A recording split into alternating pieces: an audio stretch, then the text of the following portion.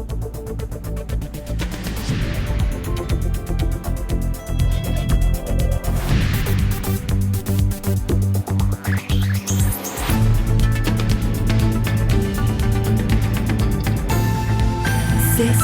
Sociedad.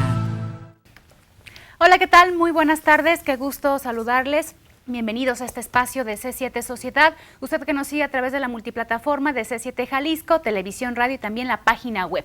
¿Cómo está Rodrigo Rincón? Muy ¿Qué tal, Mayra? Buena tarde, con el gusto de saludarte como cada viernes, ya listos en esta mesa de análisis, en esta ocasión con un tema que ha estado en medios de comunicación y también seguramente en las charlas de comedor de las escuelas y de otros espacios, en el que queremos aportar hoy cosas para abonar a esa discusión social. Les platicamos del tema de esta tarde, mujeres trans. Un tema polémico en nuestra sociedad, algunos voces que hemos escuchado en contra, a favor, con este caso que se da de la maestra Andrea Carolina, pero aquí tenemos diversidad de opiniones para abundar en este tema. Y presentamos ya a nuestros invitados, Rodrigo. Claro que sí, nos acompaña en esta mesa Alana Sánchez. Ella es licenciada en Comunicación para el Diseño Gráfico, quien se asume como una mujer trans. Buenas tardes, gracias por la invitación. También se encuentra con nosotros el licenciado Leonardo Espinosa Gómez, presidente de Códice. Muchas gracias. Buenas tardes. Buenas tardes. Y otro de nuestros invitados que nos va a ayudar a disipar varias dudas, el doctor Armando Díaz Camarena, doctor en Ciencias Sociales, con una maestría en Psicoterapia Sexual. Bueno, pues aquí gracias por invitarme y pues un gusto poder tocar los temas, ¿no? Finalmente. No, gracias por estar aquí. Les decía ahorita, antes de iniciar con este programa, entrando a internet, buscando mujer trans, me encontré con esta definición. Fue asignado como hombre al nacer, pero cuya identidad sexual es de una mujer. ¿Esto es cierto? ¿Está muy corta? ¿Sí abarca esta definición lo que es una mujer trans? Bueno, pues creo que es como la definición general, pero pues ya cada quien entra como en particularidades. ¿Cómo podemos abundar? ¿Qué Mira, es una mujer trans? Yo creo que atendiendo como las discusiones que ha habido, yo creo que es pertinente diferenciar a una persona travesti de una persona trans. Una persona travesti puede ser una mujer travesti porque es mujer físicamente, su identidad, su ser es una mujer y se puede vestir de hombre. O un hombre travesti se viste de mujer, pero su ser o su identidad es de un hombre. O sea, por ejemplo, si vieron Tacones Lejanos con Miguel Bosé, donde él era un hombre con identidad masculina y hacía un show vestido de mujer. Entonces, generalmente el travestismo se usa como en algunos momentos de la vida, es decir, como o sea, hay quienes en la vida erótica y hay quienes como les gusta pues un rato en su casa o en una convivencia, es como algo temporal y es un gusto donde queda estrictamente en la dimensión del atuendo. Okay. Y una persona trans, que puede ser transgénero o transexual, es una persona cuyo ser es distinto al cuerpo biológico, que es esta parte. Como tú lo explicas, solamente quiero decir su ser, porque bueno, identidad sexual es un concepto un poco como más técnico, más médico, pero decir su ser es algo que es mucho más personal. Y entonces, por ejemplo, en el caso de Alana, su ser es una mujer. Y cuando tu ser es una mujer, el cuerpo biológico en el que estás es secundario, es como en otras culturas donde la definición entre hombre y mujer no es tan marcada. Por ejemplo, entre los verdaches en Estados Unidos había una noción que era doble espíritu, donde una persona podía ser hombre y mujer al mismo tiempo, o ser hombre con un cuerpo que tenía vulva y útero y demás, o ser mujer en un cuerpo que tenía pene y testículos. Bueno, en nuestra cultura se ha construido como esa idea de ser transgénero o ser transexual cuando se da esta situación. ¿Cuál es la diferencia entre una persona transgénero y una persona transexual?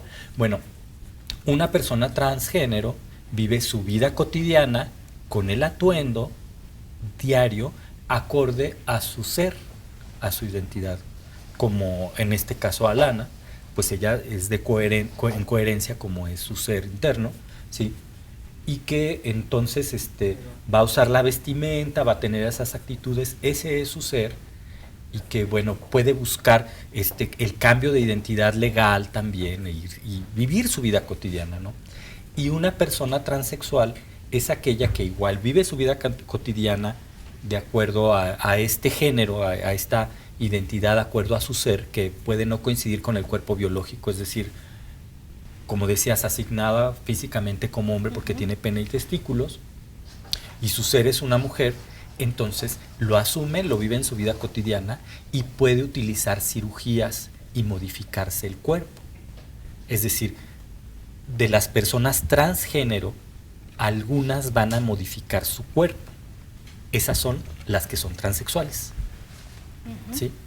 Es decir, las que ya tuvieron una intervención quirúrgica o un procedimiento hormonal que cambia, sí, su cuerpo en ese sentido, que no quiere decir que necesariamente sea la intervención, digamos, a nivel de genitales. O sea, por ejemplo, entre las mujeres transgénero, transexual, por ejemplo, el modificarse los senos, ¿no? Es algo que ya es una de las con las que se pueden considerar transexuales.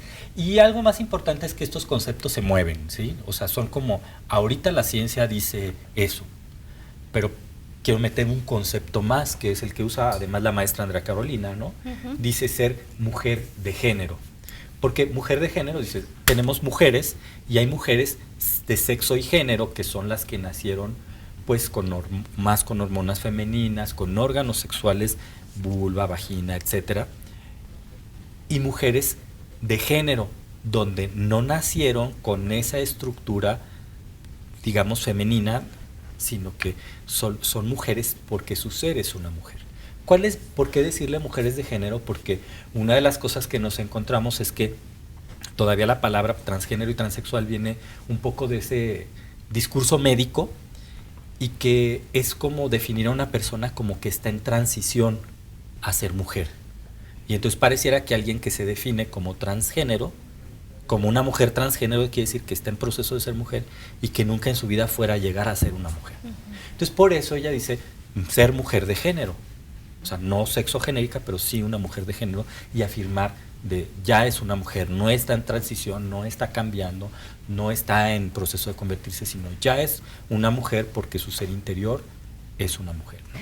Leonardo, al escuchar todas estas varias definiciones, ¿consideras que la sociedad, pues, a veces se confunde el cómo llamarlas, el cómo, el no discriminarlos, o hasta dónde afecta el tener tantas definiciones, el no entenderle, el no tenerle claridad cotidianamente a las personas? Sí, fíjate que a través del tiempo, las personas trans no es algo que se haya inventado en este momento o algo que haya aparecido. Ha habido personas trans a través de la historia y en diferentes culturas. La propia cultura prehispánica, algunas zonas del sur de México conviven diario con personas transgénero y transexuales, y desde siempre.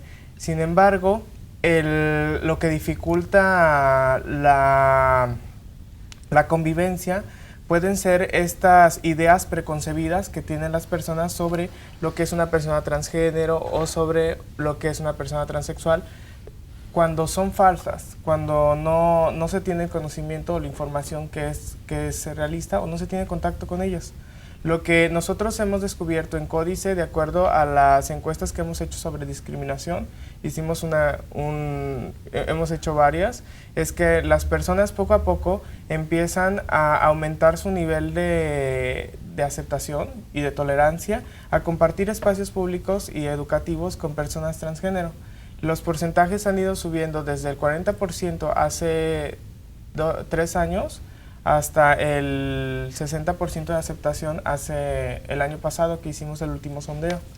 Esto en franjas etarias es más importante, ya que si nosotros nos vamos a la franja etaria de los 16 a los 25 años, el nivel de aceptación llega hasta casi un 80%. La pregunta total dice, ¿tendrías algún conflicto con compartir el espacio educativo con una persona transgénero o transexual? Y la respuesta es sí o no. Entonces la mayoría de las personas dentro de esta franja etaria no tendrían ningún problema. Y la siguiente pregunta es, ¿conoces alguna persona transgénero o transexual o has convivido? Y también una gran parte de las respuestas, más o menos el 76%, responden afirmativamente. Esto quiere decir que las nuevas necesidades de esta sociedad actual requieren que la información que ayudaría a la convivencia sea más accesible. Es decir, en lugar de segregar o de ocultar toda la información que existe sobre las personas trans, lo más saludable para una sociedad como la que vivimos es que esta información puede estar disponible y que todo el mundo la conozca. A las personas trans, inclusive, ellas empiezan a vivir su identidad y su sexualidad, a lo mejor antes de conocer cualquier tipo de teoría o cualquier tipo de información. Y estos conceptos que ahorita escuchamos. En efecto, y los desarrollan, como cualquiera de nosotros desarrollamos nuestra personalidad, ya que la identidad es una expresión de nosotros mismos, y son las palabras que decía Armando, que son bien importantes. La identidad, por una parte, es la manera que nosotros construimos cómo nos ven los demás y cómo nos desarrollamos y nos expresamos. Y la sexualidad también es algo que tenemos desde que nacemos y que desarrollamos. Sin embargo, no necesariamente una persona que sea transgénero, que sea una mujer trans, tiene que tener una orientación sexual definida. Bien, seguimos platicando, Leonardo, de este tema, pero momento de irnos a la pausa, lo invitamos a que se quede con nosotros.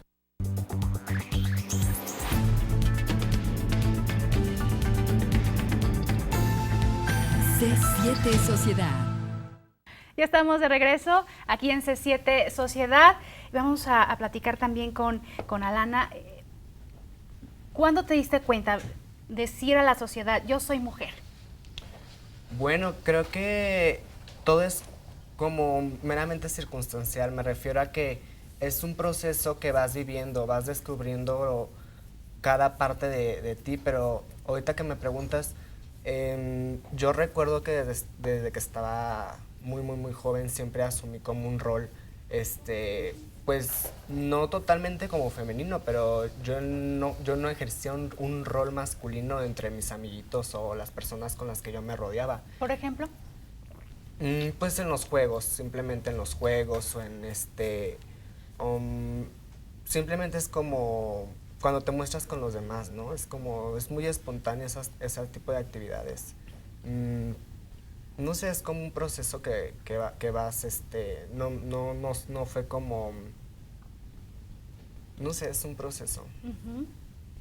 Entonces, en este proceso que dices, yo soy mujer, ¿en qué momento dices, yo me voy a vestir como mujer, me voy a maquillar? ¿En qué momento decidir, le voy a decir a mis padres?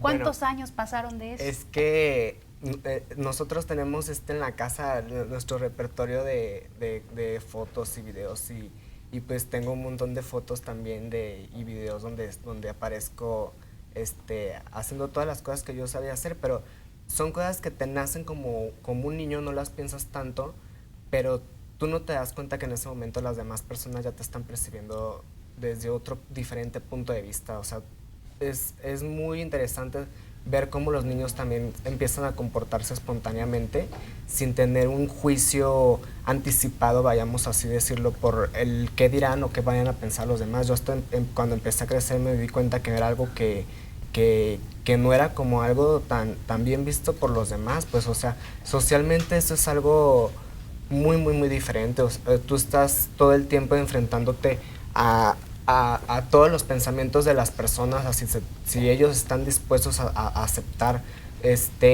una persona como tú y la incertidumbre, los tapujos, los prejuicios y el tabú que se ha formado alrededor de personas como nosotras, es como, no sé, es como ir poco a poquito, ir quitando todo esto, esas telarañas que piensan. O sea, cuando yo era muy joven recuerdo que yo nunca vi como un estereotipo que yo dijera, wow, que me gustaría ser de grande como esa mujer, pues, o sea, yo me acuerdo que yo veía a las personas transexuales y transgénero cuando yo estaba muy joven y yo decía, no es el tipo de vida a la que yo me gustaría aspirar en un futuro. Entonces, siempre ves, por eso te digo que es como un proceso, porque vas descubriendo cosas cada vez más, ¿no? Es como, es bastante fuerte cada decisión que tienes que estar tomando, porque no puedes estar jugando con cosas así, o sea, es como, tienes que saber bien qué es lo que quieres hacer sobre tu vida. Sí. Alan acaba de comentar lo que me gustaría rescatar y que entre todos y todas platicáramos un poco más. Dice que ella, cuando empezó a crecer y a relacionarse con más amigos, con más amigas, ella no percibía a esa edad el prejuicio que los adultos sí tenían, y cómo ella, conforme fue creciendo, se fue dando cuenta de esos estereotipos, así lo mencionaba ella, que otras personas sí lo tenían. ¿Cómo se sigue dando, Armando, esta relación, este trato a nivel social? ¿Son los adultos los que están transmitiendo ese prejuicio o fue un caso especial que ella no lo hubiera visto? No, mira, yo creo que una de las cosas que sí es importante entender en la sociedad es que las personas trans están excluidas y hay un proceso de exclusión donde buscan retirarlas de la visibilidad, y entonces de ahí viene como problemas para estar en el sistema educativo, o sea, donde vemos personas trans realmente siendo locutoras o ejerciendo como contadoras o como funcionarias públicas o secretarias, etcétera, ¿no? Está toda esta parte que esta es exclusión y va desde la infancia, ¿no? Y eso no ha desaparecido, y lo vemos porque la discusión en los medios sigue vigente en este sentido, ¿no? Uh-huh. Y una de las cosas es, pues hay que ver qué es lo que esto causa en una personita, ¿no? Por ejemplo, en los manuales psiquiátricos que plantean el tratamiento para ya asignar tratamientos hormonales y toda esa cuestión, a los 6 años ya se puede diagnosticar una cuestión de una transexualidad, de una identidad diferente, en la cual incluso ya los médicos y los padres podrían empezar ya como incluso con tratamientos hormonales a los 6 años. Esto implica que si nosotros nos damos cuenta como desde que aprendemos el lenguaje de 2, 3 años y somos niño o niña, bueno, cuando hay una situación así trans, generalmente está esa parte que sigue esta identidad como mujer distinta al cuerpo biológico, que puede ser masculino, que está ahí siempre presente, pero que en el imaginario de un niño no lo ven como algo que pueda ser un problema ni como algo que necesariamente esté mal. Esto depende de cómo esté la cuestión familiar, pero muchas cosas en las que pueden vivirse rechazados no saben por qué. O sea, es nada más como esa sensación de que o me ven mal o me dan a entender que algo está mal, pero no entiendo por qué, ¿no? Entonces, ese es uno de los problemas, que están como esas sanciones y ni siquiera hay como la pauta de una orientación para que la personita, el niño o la niña, sepa qué está sucediendo en su vida, ¿no? Otro asunto importante es que las personas trans a veces consiguen una identidad de mujer tan fuerte que tienen miedo a que sea revelada la identidad trans. Es decir, muchas mujeres trans con las que he platicado dicen, pues yo vivo todo el tiempo como mujer y la gente me acepta como mujer, y de lejos no tiene ningún problema. El problema es cuando se dan cuenta de que soy una persona trans. Entonces muchas quieren vivir en el anonimato, muchas quieren vivir en un lugar donde no puedan ser vulnerables, ya que el que una persona trans acepte su identidad como persona trans las vuelve vulnerables. Existe socialmente como un gran sistema de violencia hacia las mujeres que afecta doblemente a las mujeres trans. Es decir, las mujeres trans, además de que son víctimas de cualquier tipo de violencia por ser mujeres trans, son doble víctimas de la violencia del machismo, del patriarcado, y además están en un nivel en el que inconscientemente tendrían un valor, viéndolo desde el machismo, tendrían un valor menor que el de un hombre homosexual, porque un hombre homosexual, pues como sea, sigue estando dentro de la estructura patriarcal. Sin embargo, una mujer trans es alguien que estuvo como en la cúspide del patriarcado y después eligió bajar de nivel. Entonces, desde este concepto existen una serie de dificultades que, como dice el maestro, pues limitan el acceso a el desarrollo profesional, a la expresión pública y marginan en lugares. Hace años las mujeres trans no podían salir guetos, o sea, no podían salir de ser o estilistas o trabajadoras sexuales. Ahora hay muchas mujeres trans que han ido rompiendo y haciendo brechas. Entre ellas yo reconozco que el que Alana sea una licenciada en diseño para la comunicación gráfica y trabaje en eso, pues es un gran avance. Hay mujeres que trabajan en el gobierno del estado, en Zapopan, hay una mujer trans, mujeres enfermeras en Colima he visto. Existe una mujer muy famosa que se llama Ofelia Pastrana, la cual se dedica, tiene una empresa exitosísima sobre tecnología y inclusive entró a la lista de las 20 mujeres más exitosas en una publicación a nivel mundial. Entonces, el trabajo que hacen las mujeres trans por visibilizarse, por romper esa brecha, es muy importante porque le da a otras mujeres trans modelos de éxito que no existen. Y como dice Alan, eso es bien importante porque luego vas descubriendo cosas, porque en el crecimiento te das cuenta de que eres un poco diferente o de que te gusta hacer o que quieres llegar a algún lugar, pero no hay algo que te diga, pues yo quisiera ser como esa mujer que estoy viendo aquí porque cumple mis expectativas y a lo mejor que ella. Entonces esos modelos son bien importantes. Un camino difícil, entonces el que pasan. ¿Cuáles fueron esas barreras, esas dificultades a las cuales te enfrentaste para llegar, vámonos a este tema, lo laboral? Bueno, el año pasado fue un año totalmente decisivo para un montón de cosas que yo empecé a vivir, en especial porque yo empecé a tener un poco más de visibilidad entre la sociedad, entre el grupo de personas con la que yo me rodeo, mis amigos, y en esa parte muchas personas, está el grupo de personas que dicen que te apoyan, pero solamente es como, solamente te lo digo, pero los problemas que a lo mejor puedas enfrentar, pues bueno, son como lo que tú decidiste vivir. Y está como la parte que sí te apoya, que te ayuda a luchar y que siempre te están diciendo que lo que tú estás haciendo, que te conocen y te apoya, pues están buscando que te vaya mejor y entienden que lo que tú estás haciendo es algo muy, muy, muy difícil, pero sin embargo saben que pues bueno, es algo que estás dispuesto también a vivirlo.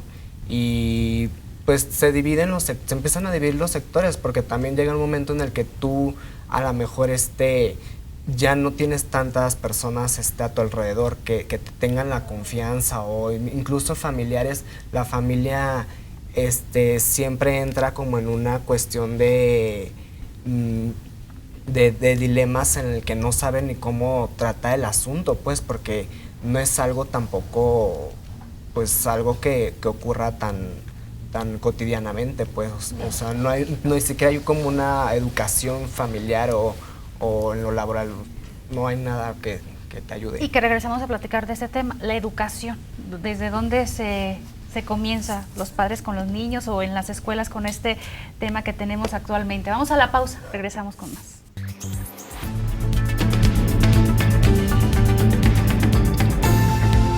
C7 Sociedad. Ya estamos de regreso aquí en C7 Sociedad. Continuamos, Rodrigo. Yo quiero preguntarles a ustedes que son los expertos. Hemos estado durante estos 2 bloques platicando acerca de lo que es una mujer transexual, transgénero, travesti, pero bajo toda esta gama de conceptos que incluso Mayra decía, ¿cómo podemos empezar a clarificar y entender quién es una, quién es otra? ¿Existe algún consenso dentro del activismo o dentro de las mujeres trans para quitarnos eso de momento y mejor enfocarnos a otra cosa que tenga que ver con derechos, con el reconocimiento social y no saber si es una u otra cosa? ¿Qué término sería? ¿O tenemos que mencionar todas? Mira, el consenso puede ser ese, ¿no? De que transgénero y transexual. Yo creo que está en transición además. A mí me parece que tendríamos que llegar a un punto donde sean simplemente mujeres, simplemente hombres, y que esa parte, pero eso va a implicar también como un cambio cultural en ese sentido, ¿no? O sea, el tema de ir reconociendo que no es el cuerpo biológico, sino que es ese ser que viene siendo la persona lo que define quién eres y ser reconocido, de la misma manera como es mi nombre, ¿no? Sí, y entonces, bueno, y va a ir como en esa transición, ¿no? Me parece. ¿Y qué tan complicado ha sido esta parte? Porque si a veces entre las personas o las instituciones que nos dedicamos a trabajar esos temas o que tenemos relación con estos temas, por lo que comentaba hace un momento, se vuelve un poco confuso el utilizar ciertos términos. Lo ideal es referirnos como mujeres, pero con esa parte de la población que sigue refiriéndose con ciertos calificativos peyorativos o de denostación. ¿Qué hacer? ¿Qué acciones se están implementando o por qué no han tenido el impacto para que pueda disminuir esa discriminación social? Justamente eso que dices del lenguaje es súper importante. En los últimos años el lenguaje ha ido cambiando, y no solo el lenguaje que habla de la sexualidad o de las personas, sino el lenguaje que también incluye a otras personas. El lenguaje incluyente es una herramienta que se utiliza para cambiar la manera en la que se ve a un grupo que está en una situación de vulnerabilidad. Y es un lenguaje que se utiliza durante un tiempo definido y va evolucionando. Ahorita puedes decir, nosotros mencionamos mujeres trans, mujeres travestis, mujeres transgénero, y podemos mencionar todo el abanico que existe. Y lo hacemos en este momento para educar, para que con nuestras palabras las personas conozcan y se interesen y sepan que existe este sector. Sin embargo, como ya habíamos mencionado, es importante también entender que este lenguaje va a ir evolucionando y ya se va a dejar de usar. Pero por el momento, lo importante es utilizar un lenguaje que no discrimine, que no seccione, que no excluya. Porque eso es lo principal. De la manera en la que nosotros expresamos verbalmente, es como otros aprenden que son las cosas. Si nosotros expresamos o comunicamos acciones que discriminan, las personas que lo observan entienden eso como una norma y lo reproducen y a lo mejor hasta lo aumentan. En cambio, si nosotros expresamos y comunicamos acciones que incluyen desde el lenguaje, las personas empiezan a aprender un poco más sobre esta inclusión. A ver, de este tema de la educación, ¿cómo los papás le dicen a su hijo pequeño, cómo le explican este tema? Que ven las notas en este momento diario, ven las notas de la maestra Andrea Carolina. ¿Cómo le explican con un lenguaje que sea sencillo para ellos y que pues se respeten este tema que se ha dicho, el de los derechos humanos? Primero, yo creo que es importante darnos cuenta o entender que los que tienen más, estadísticamente las personas que tienen más problemas son los padres que los hijos. Es decir, muchas veces los hijos no tienen algún conflicto. Sin embargo, las explicaciones más básicas a veces son las más fáciles. ¿Qué me preguntó mi hijo? Es lo que quiere saber. A veces nosotros nos preguntan, oye, ¿cómo se hacen las salchichas? Y les explicamos todo un proceso industrial cuando ellos nada más querían saber si las iban a cocer o las iban a asar. ¿Sí me explico? Con las personas en la sexualidad también es lo mismo. A veces los hijos preguntan cosas bien básicas que se responden fácilmente y nosotros en nuestro imaginario tenemos una explicación así amplísima que no era lo que querían saber. Entonces, lo que nos pregunten es lo que quieren saber. Y por otro lado, en la educación yo creo que es bien importante que los padres se acerquen a personas profesionales que estén abiertos a ideas que en lugar de causar conflicto, en lugar de segregar, en lugar de separar a otros, nos acepten como diferentes, pero como importantes, como integrantes de una sociedad para buscar vivir en armonía. O sea, cuando los padres de familia tienen esas decisiones que excluyen, a veces no están pensando que sus hijos en un futuro también pueden ser los excluidos. A lo mejor no por la sexualidad, pero por otros temas. Y eso es bien importante en temas de educación por las repercusiones que tiene el bullying en las escuelas. O sea, estamos dándonos cuenta que los niños que son excluidos en sus escuelas, que son violentados, están recurriendo al suicidio o a otro tipo de agresiones físicas que tienen repercusiones hasta como la muerte. Por eso es bien importante que las medidas que tomen los padres sean medidas incluyentes, sean medidas que estén proyectadas desde el amor, desde la inclusión. Y una cosa importante, ahorita que Leo retoma el tema de la educación que los padres puedan darle a los niños o los maestros o docentes que les puedan dar a sus estudiantes, que la pregunta o la información más importante cuando un niño o una niña pregunta a un adulto respecto a si un niño va vestido de mujer o una persona adulta va vestida de mujer, la respuesta que puedan dar los adultos. Porque el prejuicio, como se ha mencionado en otros espacios, pues los niños no nacen con este factor, sino que es algo que se puede transmitir de los adultos. En este caso específico, Armando, y tomando el tema de lo de la maestra Andrea Carolina, si uno de sus estudiantes hace el cuestionamiento a su papá de por qué su maestra va vestido de mujer, ¿cuál podría ser una respuesta positiva que abonara a la inclusión en la educación de los niños? Ok, mira, quisiera bajar esta pregunta a los niños de preescolar. Te voy a decir, porque una es porque es cuando tienen esa inquietud y bueno, por ejemplo, mi hermana en el celular les decía, mira, ¿ves? Ella nació como niño, pero ahora se dio cuenta que ella es como una niña y eligió y ahora es una niña, y entonces el niño de 6 años dice, ay, ¿cómo le hizo? Y demás, ¿no? Y empiezan como a platicar, y entonces cuando los papás le bajan a la angustia y entienden que el que le expliquen a su niño que eso pasa, no quiere decir que su niño se va a convertir en trans ni en homosexual ni nada, porque no es su camino, porque no es su vida, porque no es su caso, y si lo es, pues le está dando la orientación. En el caso de secundaria, en realidad los chavos de secundaria muchas veces ya más o menos lo saben, pero además los chavos de secundaria no les preguntan sobre sexualidad a los papás. Ni siquiera quieren que se meten los papás en el tema de sexualidad. Ellos consideran que quienes saben son los médicos y los maestros. Y entonces tienen otros referentes.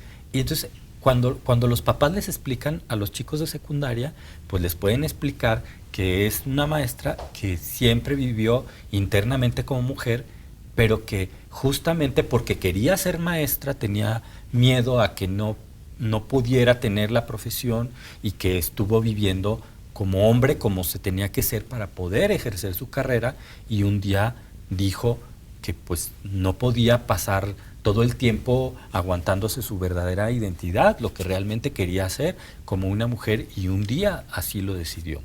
Uh-huh.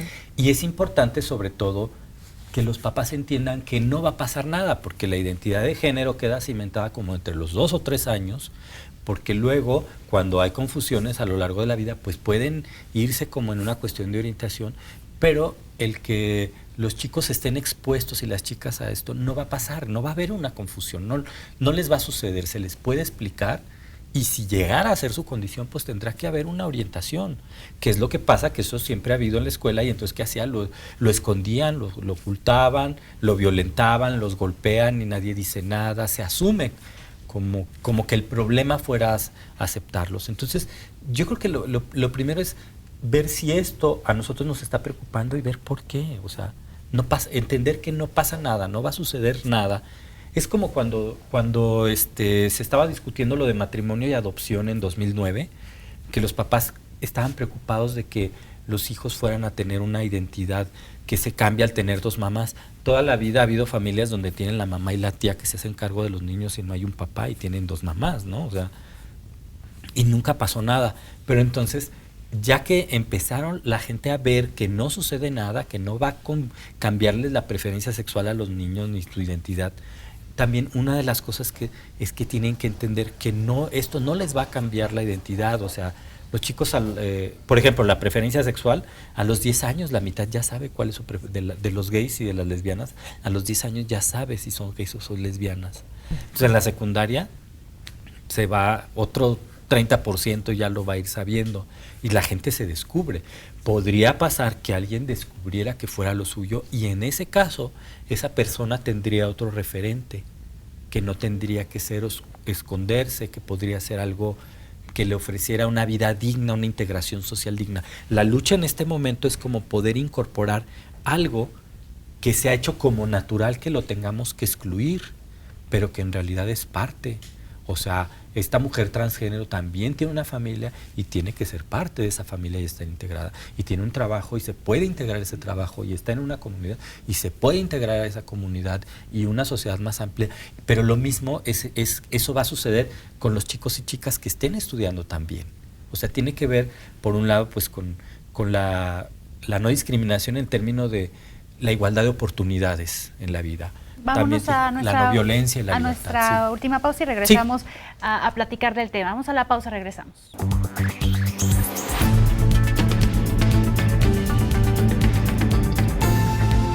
C7 Sociedad. Ya estamos en la recta final de este espacio de C7 Sociedad. ¿Códice tiene algún programa, algún taller que lleve a las escuelas, que socialice estos temas para impactar en ese tema de la no discriminación? Sí, claro. Tenemos un programa que se llama Espacios Libres de Discriminación, que ha tenido mucho éxito. Este tiene un componente específico para académicos e instituciones, otro para los estudiantes y otro para empresarios, donde nosotros damos talleres sobre inclusión y no discriminación en los lugares de trabajo, evitando que se incurran en estas acciones discriminatorias que en el estado de Jalisco ya son un delito y están en el Código Penal y pueden tener repercusiones altas como multas o sanciones específicas ya. En este programa nosotros ya hemos visitado más de 30 establecimientos, entre los cuales están escuelas, universidades, algunos restaurantes de la zona de Chapultepec. Y también hemos estado con policías de Zapopan, de Tlaquepaque, de Tonalá, en las academias dando talleres. Sin embargo, la labor todavía está empezando, o sea, hay mucho que hacer y hemos tenido como muy buenas experiencias en estos talleres. A las personas sí les causa una angustia el no tener la información, el no saber cómo referirse o qué hacer. Y por eso es que a veces cometen errores, pero siempre hemos encontrado, o la mayor parte de las veces hemos encontrado, esa disposición de querer aprender y de querer incluir. Eso es algo muy, muy bueno que hemos tenido con los talleres de espacios libres de discriminación en Códice. Con todas estas acciones, Alana, si tuvieras que hacer una evaluación de cómo ha sido el trato social, el trato institucional o de autoridades hacia ti o hacia las mujeres trans, ¿qué nos compartirías? Bueno, afortunadamente creo que no he tenido la desgracia de ser una persona muy discriminada. Me han pasado unas pequeñas cosas en las que yo he sentido que sí es como absurda pues el trato, pero no he tenido como un contacto así directo con que sea discriminado. O sea, no digo que sea esa parte, o sea, laboralmente, hace un año terminé un nexo laboral en una empresa y no te lo plantean así, pero yo estoy segura que hay algo también de eso dentro de todo lo que manejan, pero no te lo pueden decir así porque pues es algo que también, no sé, Ahora, los últimos casos que se han conocido en los medios de comunicación, pues está Andrea Carolina, que es docente, está Alana Sánchez, que es licenciada en comunicación para el diseño gráfico, pero en términos generales, ¿cómo está la población de mujeres trans? ¿Sí es una característica el que puedan desarrollarse a ese nivel profesional o los obstáculos que están teniendo y que las estén, como tú decías, con esa invisibilidad social? Mira, yo creo que pues en realidad están sujetas a esas posibilidades que tenemos luego en este país. O sea, yo creo que así como de cualquier preferencia sexual, hay quienes tienen como la posibilidad de, no sé, tener una profesión, pero por ejemplo, ¿cuánta gente se queda solo con la primaria, solo con la secundaria, sin poder acceder como a toda esta orientación? No solamente ella, sino sus familias y su entorno, y ven situaciones todavía más adversas. Yo creo que todavía el asunto está velado, es decir, no es explícito que hay procesos de discriminación. Yo creo que se tiene que seguir trabajando hasta que entiendan, así como que las personas somos iguales, valemos lo mismo, somos igualmente importantes, que sean, es decir, pensar como esta situación, ¿qué pasa si fuera mi hermano, mi papá, mi hermana, mi hijo? O sea, yo poder pasar y la gente estamos en esa transición donde la gente empieza a dejar de pensar en su imagen y a tener vergüenza y empieza más bien a preocuparse de que a ese ser querido no le agredan, no le lastimen, no le discriminen y demás. Es decir, poder pensar que este entorno, que este mundo en el que vivimos todas y todas pueda ser más receptivo de toda la gente como si fuera alguien cercano a mí. Entrar a esa dinámica, no sé si de hermandad, fraternal, como le quieran llamar, pero de realmente una inclusión, que creo que es algo que se tiene que seguir trabajando en la vida diaria, en todos los días, más allá de los cambios en la ley, pues, que es importante, ¿no? Y eso que dice Armando sobre los cambios en la ley es súper importante, ya que aunque existan estos programas, estas políticas públicas, si no se genera la cuestión informativa y educativa en la población, las herramientas como el penalizar la discriminación no van a ser utilizadas y por lo tanto la discriminación va a seguir. Existen muchos pendientes que diría la sociedad le debe a las personas trans. Por ejemplo, una ley de asignación sexogenérica donde ellas puedan tener documentos que identifiquen donde se puedan identificar con la expresión de identidad que tienen. Y otros como una ley que prevenga la discriminación es muy importante, ya que no solo estamos hablando de que se les puede limitar el acceso a la educación o al trabajo, sino también el acceso a la salud.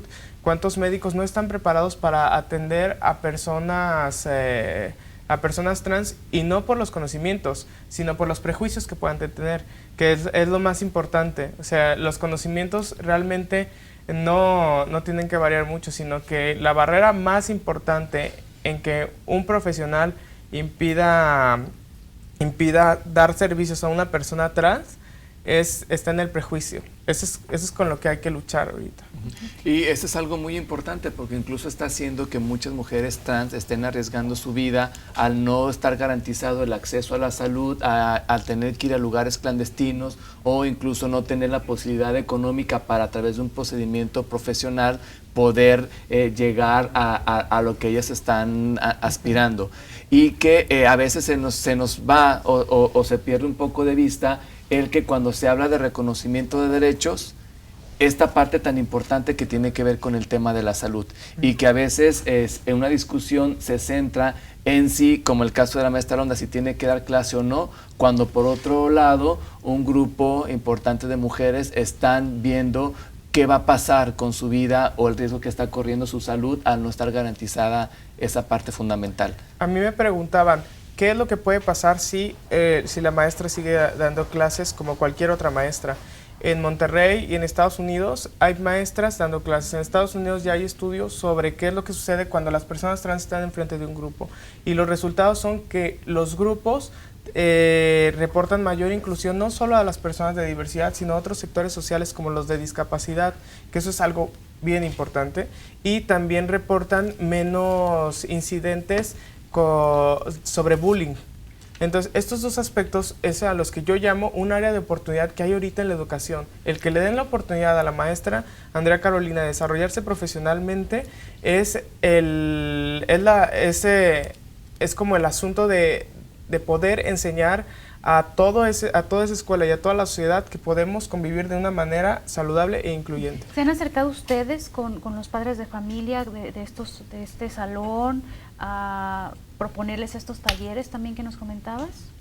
Directamente hemos tenido comunicación con compañeros de la maestra Andrea Carolina, directivos del plantel, y sí, CODIS siempre está en la disposición de llevar los talleres de espacios libres de discriminación a los padres de familia y a la institución educativa. ¿Hay otras instituciones que se han tenido acercamiento? Sí, están hay organizaciones e instituciones que están articulándose con la Secretaría de Educación, para hacer una estrategia de poder tener pues un acercamiento. Y yo creo que afortunadamente, o sea, con todo eso, afortunadamente es algo que está sucediendo en el sistema educativo, y yo creo que si hay algo que puede transformar también estas cosas, en parte es la educación, ¿sí? Entonces, a mí me parece que es también un punto muy enriquecedor el que pudiera tenerse una incidencia en la instancia educativa con los padres, con el alumnado, porque pues la educación puede construir una realidad distinta para las siguientes generaciones. Yo creo que pues ahorita desafortunadamente a Andrea Carolina, a Alana y a otras mujeres les toca pues estar abriendo este mundo, pero que el sistema educativo, si logra incorporar estos temas de la diversidad sexual, de las cuestiones de identidad de género, todo esto, también la educación realmente puede generar nuevas condiciones culturales, algo más amable, una mejor convivencia. Sí. Nos queda un minutito y vas a comentar algo, Alana. Yo creo que sí debe de surgir un modelo educativo en el que promueva la inclusión, como en los talleres de no discriminación, pero que no solamente englobe a las personas como yo, sino ir fomentando esos lazos de confianza, de que, como dijimos hace un momento, somos hermanos, somos familiares, somos profesionales, somos personas, tenemos un montón de oportunidades y de trabajo que hacer, y es como, pues no sé, ir abriendo todo ese camino para poder hacer cosas mejores juntos. Bien. 30 segunditos, ¿dónde los pueden contactar ustedes, los interesados en estos talleres? Sí, nos pueden contactar en nuestra página, que es www.codice.org.mx, nuestro Facebook, que es facebook.com/códiceac, y nuestro Twitter, que también es códice-ac.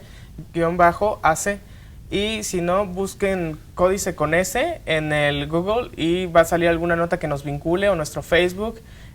Nosotros contestamos todo el tiempo el teléfono. También si necesitan asesoría, si han sido víctima de discriminación, tenemos asesoría legal gratuita. Y también el doctor Armando ofrece algunos talleres. Sí, a sus órdenes. Bueno, si necesitan como cualquier orientación, bueno, ¿Dónde lo encuentran?